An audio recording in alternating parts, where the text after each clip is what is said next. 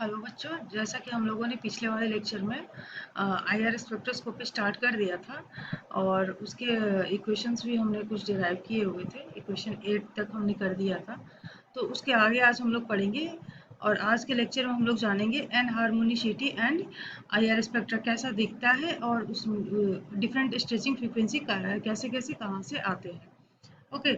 तो पिछली बार हम लोगों ने देखा कि जो डायटोमिक मॉलिक्यूल होता है वो कैसा होता है, एक स्ट्रेचिंग स्ट्रिंग की तरह होता है जो कि वाइब्रेट करता है अपने इक्विलिब्रियम के आगे पीछे। और वो कौन सा इक्वेशन फॉलो करता है? That is called the Hooke's law, जो कि एक पैराबोलिक कर्व आता है। ठीक है, तो वो हुक्स लॉ को फॉलो करता है। बट जो डायटोमिक मॉलिक्यूल्स है वो हमेशा ही सिंपल हार्मोनिक ऑसिलेटर की तरह बिहेव नहीं कर पाता है। और इसको हम लोगों ने एनहार्मोनिसिटी एक टर्म दिया, जिसको कि मोर्स ने Morse PM Morse a scientist has suggested an empirical expression for the potential energy of an anharmonic diatomic oscillator।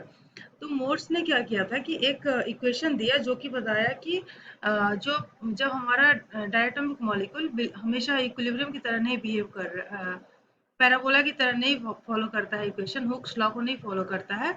तो उसके बाद उन्होंने एक इक्वेशन दिया, V R is equal to D E one minus exponential minus A R minus R E whole square. ठीक है, where A is a constant and D E is the dissociation energy. D क्या है हमारा? Dissociation energy of the molecule है। तो Morse potential कैसा होता है अभी हम आपको दिखाते हैं। See, here this is a Morse potential. Here is the potential energy and here is the internuclear distance. ठीक है, तो जो ये वाला कर्व है जो कि ह्यूक्स लॉ को फॉलो करता है, पैराबोलिक जो बिल्कुल पैराबोला की तरह जो लाइन आ रहा है, it follows the Hooke's law. Okay, here this is the Hooke's law and लेकिन मोर्स ने बताया कि जो हमारा डायटोमिक मॉलिक्यूल है हमेशा पैराबोला की तरह ना फॉलो करके there is a curve line like this one. पहले नीचे आता है, फिर उसके बाद ये स्लिपिंग लाइन हो जाता है। This indicates that the molecule reaches its equilibrium here. Okay, so it may be pointed out that dissociation energy de क्या है हमारा? dissociation energy, the energy between from re here re to here up to this one, de क्या है? यहाँ से लेके यहाँ तक की एनर्जी है। और d0 बोलते हैं हम लोग यहाँ से लेकर के v इक्वल टू 0 तक की जो वैल्यू होती है, this is called the d0। Okay, तो डीई हमारा क्या हो गया? ये this one d0 plus half H new, क्योंकि हमने देखा था कि v की वैल्यू अगर जीरो होती है तो भी हमारी एनर्जी जो वाइब्रेशनल एनर्जी होती है वो कभी भी जीरो नहीं होती है। That if v equal to zero then also the energy is equal to half H nu. तो ये जो हाफ एच न्यू है इसको कहते हैं जीरो पॉइंट एनर्जी। तो डीई इक्वल टू हमारा क्या हो जाएगा? d0 plus half H new, इसको हम लोग कहते हैं जीरो पॉइंट एनर्जी। तो जो इक्वेशन है हमारा मोर्स पोटेंशियल का वो कैसे, when the Schrodinger equation for an anharmonic oscillator is solved using Morse potential energy, इस वाला एनर्जी पोटेंशियल एनर्जी को लेकर के सॉल्व किया गया। तो जो एनर्जी लेवल टर्म हमारे यहाँ है वो है G v equal to v plus half omega e plus v plus half square omega e x e, where v is equal to 0 1 2 3। Okay, और यहाँ पर हमने ओमेगा ई आर ई को क्या बोला है? This is called the anharmonicity constant. Omega e x e को क्या बोला हमने? यहाँ पर दिस वन, ये क्या है हमारा? Anharmonicity constant, and this is always less than the omega e. Okay, the consequence of anharmonicity is that the vibrational energy level of simple harmonic oscillator are all slightly lowered and the spacing between them is no longer constant but goes on. See here, the spacing between the vibrational levels is no longer constant but goes on steadily decreasing with increase in vibrational quantum number। देखिए जैसे यहाँ पर ये curve देखिए, जैसे जैसे हम लोग ऊपर जाते हैं तो पहले क्या था कि जैसे हमारा यहाँ पर यहाँ से हम लोग ऊपर गए v इक्वल टू 0 से जैसे जैसे ऊपर जाते हैं तो पहले उन्होंने बताया कि सारे इक्वल होंगे। v इक्वल टू 0 से 1 के बीच की जो दूरी होगी, v equal to 0 to v equal to 1 के बीच का जो डिस्टेंस है is not equal to the V is equal to 1 to 2. This goes on decreasing as we move upper side of the vibrational levels. जैसे जैसे ऊपर जाते हैं तो वो क्या होता है कि बिल्कुल एकदम उनकी जो डिस्टेंस होते हैं, उन दोनों के बीच का जो डिस्टेंस होता है बिल्कुल एकदम वैनिश होते जाता है धीरे धीरे, लास्ट में आकर के इधर हियर आफ्टर डीई के पास आकर के वो वैनिश हो जाता है। Okay, also, because of anharmonicity, the rule for vibrational transitions are no longer V is equal to plus minus 1. Because of anharmonicity only, क्योंकि वाइब्रेशनल लेवल्स जो होते हैं वो उनके बीच का डिस्टेंस जो है बिल्कुल धीरे धीरे धीरे धीरे वैनिश हो जाता है, खत्म होते जाता है।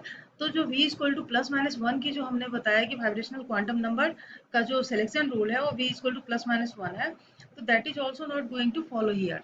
तो यहाँ पर फिर हमारा क्या हो जाता है, transition corresponding to V equal to +2 +3, ये सारे हम लोग को दिखाई देने लगते हैं। एंड दीज आर कॉल्ड, अगर डेल्टा V इक्वल टू +-2 है तो उसको कहते हैं फर्स्ट ओवरटोन, अगर डेल्टा V इक्वल टू +-3 है तो कहते हैं सेकेंड ओवरटोन। और इन सारे वाइब्रेशनल स्ट्रेचिंग की जो फ्रीक्वेंसी आती है, intensity of an overtone is dependent on the anharmonicity of the vibration. और इनकी जो इंटेंसिटी होती है, जो इनके स्पेक्ट्रा की इंटेंसिटी होती है that is quite low, considerably low intensity होती है। जो ओवरटोन वाली फ्रीक्वेंसी होती है वो काफ़ी स्मॉलर फ्रीक्वेंसी की होती है, स्मॉलर इंटेंसिटी की फ्रीक्वेंसी होती है। ओके, तो आइए अब हम आगे बताते हैं कि आईआर स्पेक्ट्रा हमारा दिखता कैसा है। It is also called the fingerprint spectra. IR spectra को हम लोग फिंगरप्रिंट स्पेक्ट्रा भी कहते हैं, फिंगरप्रिंट रीजियन में होता है ये, ठीक है। तो यहाँ देखिए जैसे हमने दिखाया ना कि it looks here percentage transmission होता है इधर, percentage T that is called transmission. अगर हमारा इधर से परसेंटेज ट्रांसमिशन इधर हुआ, और इधर क्या है हमारा frequency, here see here frequency. तो डिफरेंट पीक्स हमारे ऐसे दिखाई देते हैं जो कि करस्पॉन्ड करते हैं कि किस स्ट्रेचिंग की कौन सी बैंड है। जैसे हम यहाँ पर आपको दिखा रहे हैं 3350 का जो रेंज यहाँ पर है, ये जो है हमारा ओ एच स्ट्रेचिंग के चलते है। 2950 का जो है वो आपका सी एच एलिफेटिक स्ट्रेचिंग है। 2960 का जो है ये हमारा सी एच स्ट्रेचिंग ये भी है। एंड सी एच बेंडिंग जो है वो 1425 है, और सी 1065 जो है वो सी ओ स्ट्रेचिंग है। तो ये डिफरेंट डिफरेंट स्ट्रेचिंग की जो फ्रिक्वेंसी हो स्ट्रेचिंग होती है वो डिफरेंट डिफरेंट फ्रिक्वेंसी पर लाई करते हैं। यहाँ एक डेटा हमने दे दिया है, जैसे कि ओ एच किस रीजन में लाई करता है, NH स्ट्रेचिंग किस रीजन में लाई करता है, that comes from near about 3500 OH and NH like that one। CH जो है वो भी कुछ 30,000 से 3500 के बीच में लाई करता है। And all this things are here. जैसे C double bond OH stretching है तो वो 2000 टू 1700 के बीच में लाई करता है, 1600 के बीच में, ठीक है। C डबल बॉन्ड N है तो ये इसकी फ्रीक्वेंसी यहाँ से यहाँ है। So there are quite large variation in the stretching of the molecules. Next we are coming to, जैसे हाइड्रोक्सिल है, हाइड्रोक्सिल का जो OH है उसकी बॉन्ड लेंथ किससे किस रीजन में, हमें किसी भी सैंपल में अगर OH बॉन्ड प्रेजेंट है तो वो किस रीजन में उसकी इंटेंसिटी आएगी, this will come under this region. Okay, NH होगा अगर तो 3300 से 3500 के बीच में एक पिक आएगी उसकी। CH जो होगा अगर एरोमेटिक रिंग्स है तो 3000 टू 3100 के बीच में आएगी। अगर एल्कीन का CH है तो 3020 से 3080 के बीच आएगी उनकी स्ट्रेचिंग। एल्केन्स का है तो 2850 से 2960 के बीच आएगी। नाइट्राइल्स का C डबल बॉन्ड N है तो 2210 टू 2260 के बीच आएगी। Similarly C double bond O है तो in this region it will lie। C single bond N है तो this will lie in this region। So there are several ways by which we can identify the what type of bonding are present in a molecule। Okay, now we are moving towards the number of vibrational modes। कितने किसी molecule में कितने number of vibrational modes हो सकते हैं, कितने तरह के स्ट्रेचिंग बेंडिंग ये सारी चीजें कितने तरह की हो सकती है। तो अगर सबसे पहले तो बताया हमने पिछले बार भी बताया था कि जब परमानेंट डाइपोल मोमेंट हो, जरूरी नहीं कि किसी मॉलिक्यूल में परमानेंट डाइपोल मोमेंट हो तो वो आईआर एक्टिव होगा ही, ठीक है। तो अगर there must be a change in dipole moment, change word is necessary, ठीक है। Only a change in dipole moment is necessary for a sample to show the IR active। Okay, तो कोई भी अगर लीनियर मॉलिक्यूल है तो उसमें कितने नंबर ऑफ मोड्स हो सकते हैं? 3n-5। This much degree of vibrational modes are present when the molecule is linear shape. और अगर नन नन लीनियर है तो उसमें कितना होता है? 3n-6 डिग्री ऑफ फ्रीडम होता है। ठीक है, तो मान लीजिए अगर आपके पास suppose you are having here water H2O, तो उसमें कितने तीन है, तीन एटम है हमारे।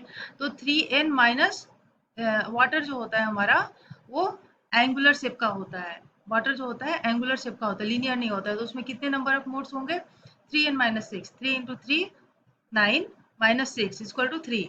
तो हमारे तीन मोड्स जो वाटर के होंगे वो हमारे होंगे दिस वन, असिमेट्रिक स्ट्रेचिंग, फिर symmetric stretching and this is the symmetric bending. ठीक है, तो here is symmetric stretching and here is symmetric bending and then the asymmetric stretching. For the CO2 similarly, CO2 में भी तीन है लेकिन ये लीनियर मॉलिक्यूल होता है तो इसमें चार होते हैं। जैसे इसमें ये भी तीन है, इसमें नंबर ऑफ मॉलिक्यूल्स इसमें भी तीन है, लेकिन इसका जो शेप होता है वो एंगुलर होता है और CO2 का जो शेप होता है वो लीनियर होता है हमारा। तो लीनियर है तो 3n-5 फॉलो करेगा और यहाँ पर चार हमारे वाइब्रेशनल मोड्स पाए जाते हैं।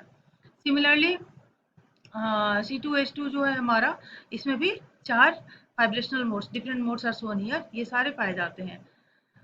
और कुछ अभी हम आपको दिखा देते हैं जिसमें कि stretching bending how this occurs. And before that we are going for the uses and application. What are the uses and application of IR spectroscopy? तो ये आईआर स्पेक्ट्रोस्कोपी जैसे कि हमने पहले बताया कि फिंगरप्रिंट रीजन एक तरह से हम इसको बोलते हैं।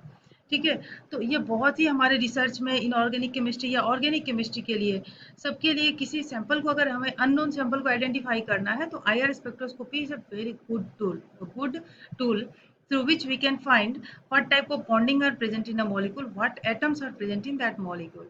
Okay, तो ये बहुत ही इंपॉर्टेंट हमारे उसके लिए। नेक्स्ट इज फॉरेंसिक एनालिसिस के लिए भी हम लोग इस आईआर स्पेक्ट्रोस्कोपी को यूज करते हैं। For example, in identifying the polymer degradation, it can also be used in detecting the blood alcohol content of suspected drunk driver। अगर कोई पी करके चल रहा है, गाड़ी चला रहा है, तो उसके ब्लड सैंपल से हम लोग कितना अल्कोहल है ये सब कुछ हम लोग आईआर स्पेक्ट्रोस्कोपी से पता कर लेते हैं। IR spectroscopy has been successfully used in analysis and identification of pigment in painting and other art objects such as illuminated manuscript. Another is a useful way of analyzing solid sample without the need of cutting sample uses ATR और attenuated total reflectance spectroscopy। ATR के through हम लोग कोई solid sample है तो बहुत आसानी से हम लोग उसके फिंगरप्रिंट रीजन के थ्रू सब कुछ आइडेंटिफाई कर सकते हैं। ठीक है, so these are some of the ये एप्लीकेशंस ऑफ जैसे कि सेमीकंडक्टर में भी हम लोग यूज़ करते हैं, माइक्रो इलेक्ट्रॉनिक्स में भी हम लोग यूज़ करते हैं ये सारी चीज़ें, फूड इंडस्ट्री में यूज़ करते हैं कंसंट्रेशन पता करने के लिए। Okay, one thing I wanted to show you कि how this, just a minute, how this happens, the different types of stretching. See, this is one of the vibrational motions where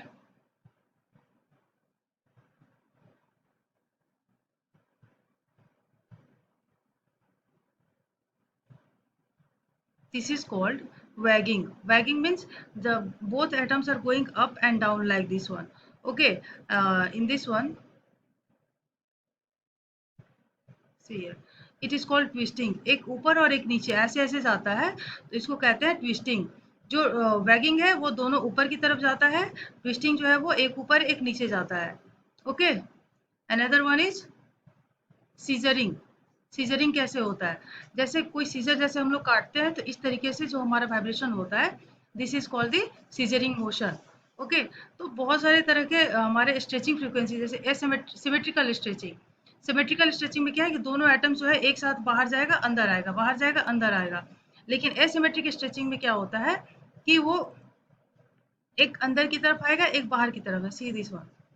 okay, ऐसे हमारा जो है वो different types of vibrational motions होते हैं जिसको कि हम लोग आइडेंटिफाई करते हैं आईआर स्पेक्ट्रोस्कोपी के through. Okay, so here our IR spectroscopy chapter is over, and in case you have any confusion Please let me know. I will clarify all the doubts. Okay. Thank you.